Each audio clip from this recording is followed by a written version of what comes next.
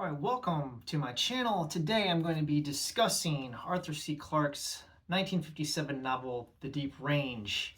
I will read the back cover to you, then I'll talk about the book's structure and what I think about it overall. Okay, so here we go. First of all, look at that cover, vintage cover. This is the Bantam Spectrum edition. Okay, I'll read this. Journey to Inner Space. Walter Franklin is a former spaceman who underwent a trauma in orbit around Mars, producing a career-threatening case of astrophobia. His rehabilitation will be unprecedented. He is assigned to join the men and women exploring and exploiting the equally alien realm under the sea. They are ocean farmers, providing much of Earth's food, fearless rangers and lightning-fast subs patrolling the deep. If Franklin can defeat his personal demons and survive in an eerie world of sudden violence and subtle danger, then he could help shape the future of the planet and its threatened ecology and redeem mankind from its inglorious past. The Deep Range. Okay, so as you've seen, Walter Franklin is our protagonist. He is a spaceman who comes back to Earth for rehabilitation. This book is divided into three parts. So part one is The Apprentice. The Apprentice, he has a mentor named Don, kind of takes him under his wing, and this whole part is about him becoming a warden.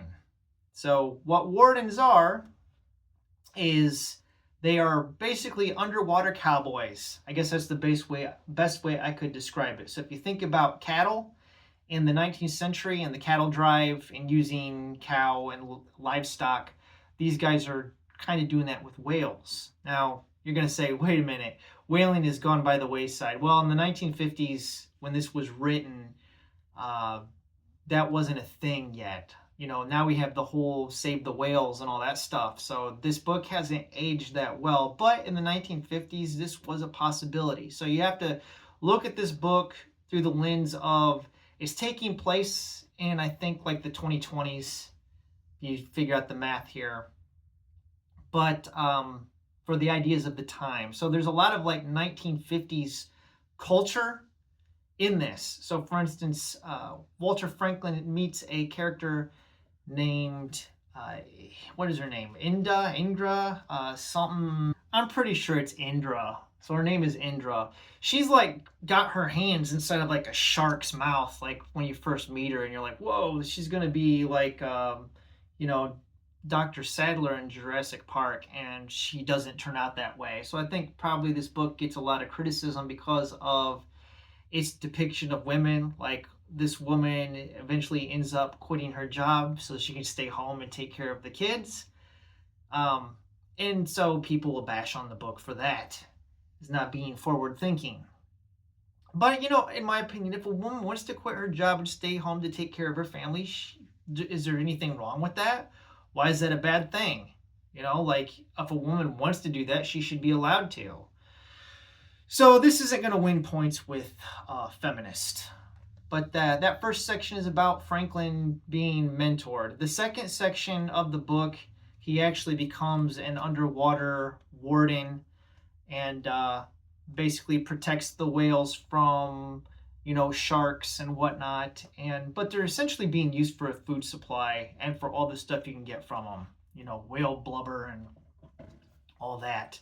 They're also plankton farms. And then the third section of the book has this, what's it called? The bureaucrat, right? The bureaucrat. And for me, I thought the third section of the book was the most interesting because it introduces a kind of an antagonist in the Mahathero, which is a Buddhist monk, like very high ranking, very well regarded, who questions the ethics of whaling, of using the whales for a food source.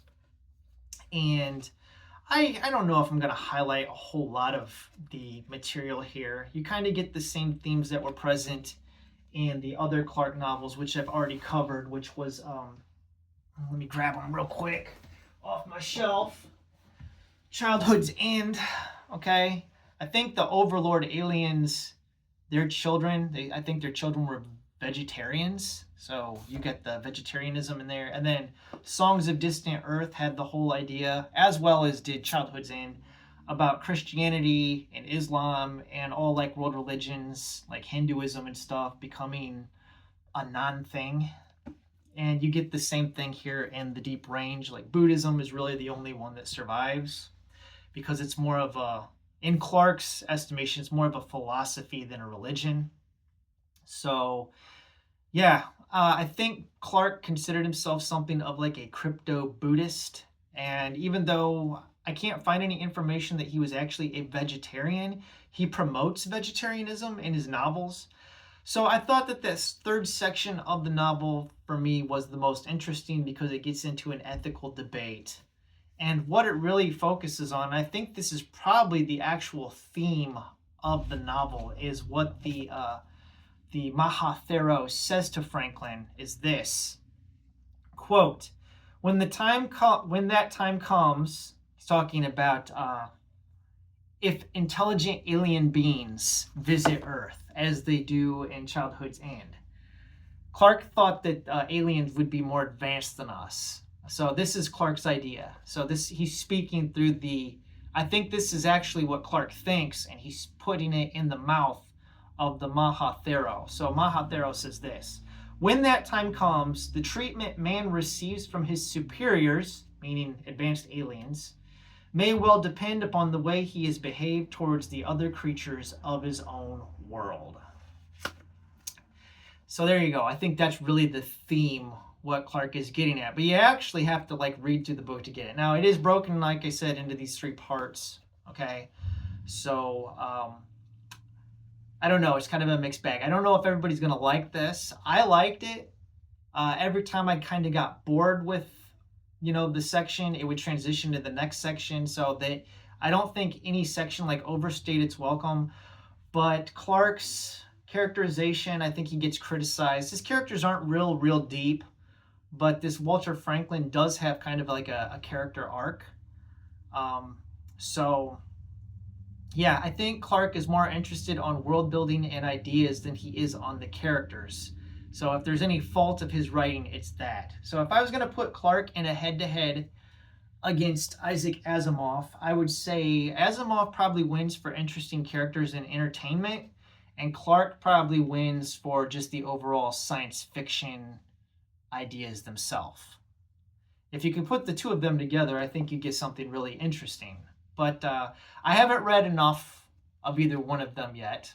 But I will say, I think that this was probably, in my estimation, I don't know, of the 3 books I've read so far, probably the underrated book. I actually like this one the most. Of the 3 Clarke novels I've read, I thought this one was the best. At least just for an overall, if you want wacky, zany, crazy Twilight Zone ending, yeah, Childhood's End has probably got the mass appeal. And I think probably most people will pick Songs of Distant Earth over this because these are space. And you don't think of Clarke as writing like underwater novels with submarines and like basically marine cowboys. But yeah, this is it. I mean, you get a section in here in the second section with a giant squid that's attacking the whales. So there's some cool stuff in here. It's not like an action adventure story by any stretch of the means, but I think that this would probably make a good Hollywood screen adaptation. I don't know if you would cast in the role, but yeah, it's very cinematic at times. All right, so anyways, that's it. That concludes this review. Thanks for watching. I'll put up another poll. My next read will be All Quiet on the Western Front, and I'm going to finish this pretty quickly, so I'll probably have to have one more book before I start book 2 in Wheel of Time. So look for a poll to vote on. I'll put 4 options up. That's it. Thanks for watching, and have a wonderful day.